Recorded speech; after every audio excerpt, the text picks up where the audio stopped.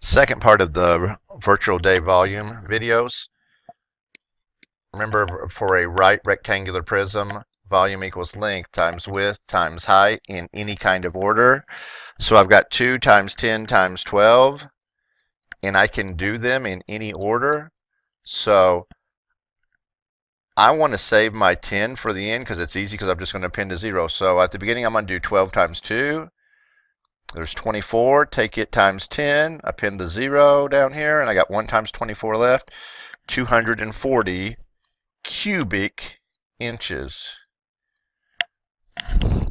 This time I have an aquarium. It's the same kind of thing. I'm going to do length times width times height. So I got 35 times 10 times 20.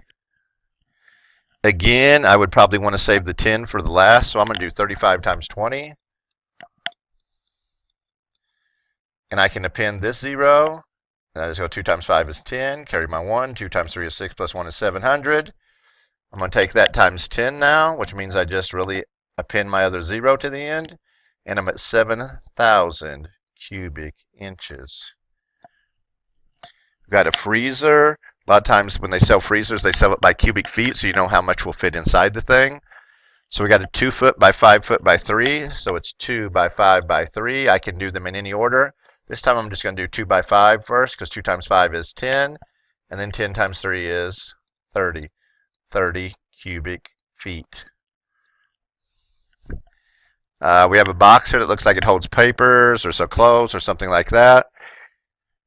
Again, length times width times height. So I got 24 times 15 times 10. You can go in whatever order you want. I like saving that 110 for the end because it's really nice. So I'm going to do 24 times 15. Marco Polo style. So 5 times 4 is 20. Carry my 2. 5 times 2 is 10. Plus 2 more is 12. Marco Polo. Mark this out and append that 0 down there, because 1 is really 10 in this case. 1 times 4 and 1 times 2. Add them together, I'm at 360. Don't forget, I haven't used this 10 yet. So 360 times 10. I can append both of those zeros, and I've got 1 times 36 left, which would be 36. 3,600 cubic inches. All right. We've got 2 problems that are a big step up now.